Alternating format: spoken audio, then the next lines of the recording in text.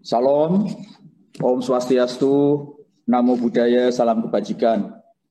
Yang saya hormati Kepala Badan Nasional Penanggulangan Bencana, Kepala BNPB yang sekaligus merangkap Ketua Satuan Satgas Penanggulangan COVID-19, Kepala Badan Pengawas Obat dan Makanan, Wakil Menteri Badan Usaha Milik Negara, para hadirin sekalian yang tidak bisa sebut satu persatu, yang saya muliakan dan saya banggakan.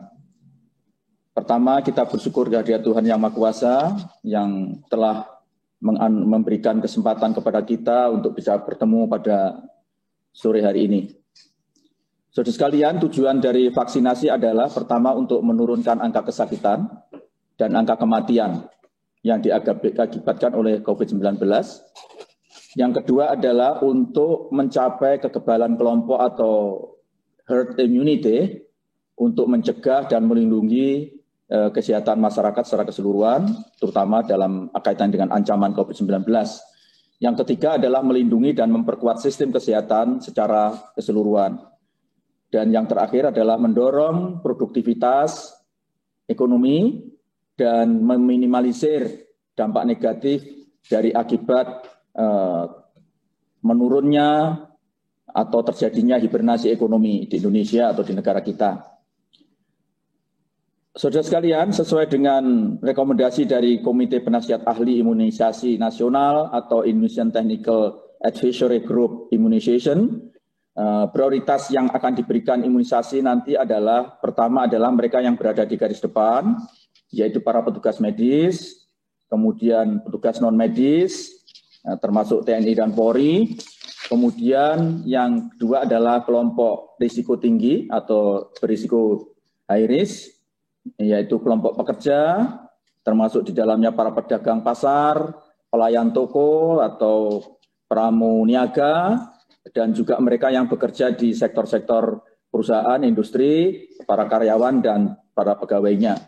Itulah yang akan menjadikan yang akan dilakukan vaksinasi prioritas.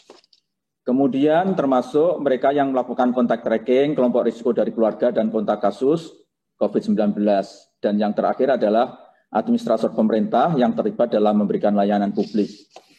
Bapak sekalian, ini ada Prof. Wiku juga hadir, dan Mbak Raisa, Dr. Raisa, perlu saya tegaskan apa yang diamanatkan oleh Presiden pada rapat-rapat kabinet terbatas, bahwa di dalam vaksinasi ini ada dua yang harus diperhatikan. Di samping tadi ini, mereka yang berada di garda depan, itu juga harus memperhatikan tentang geospasial, lokasi di mana terjadi viral load atau di mana terjadi penumpukan, kemungkinan terjadi penumpukan partikel virus itu yang lebih diutamakan.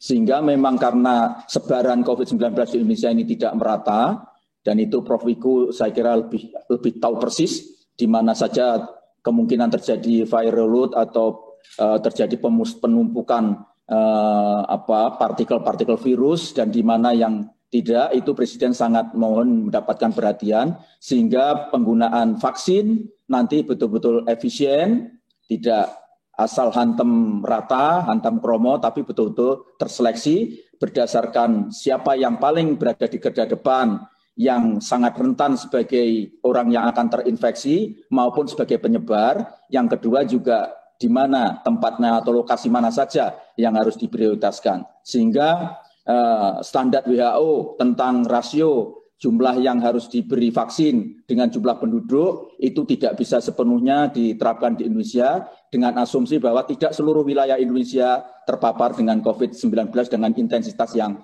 sama. Karena itu saya mohon nanti mendapatkan perhatian terutama di dalam menetapkan peta siapa saja yang harus divaksin dan siapa yang boleh dianggap tidak berisiko kalau seandainya tidak divaksin, terutama berkaitan dengan lokasi atau tempat di mana mereka berada, juga dipertimbangkan tentang tingkat mobilitas orang dari satu tempat ke tempat yang lain. Terima kasih sudah nonton. Jangan lupa like, subscribe, dan share ya.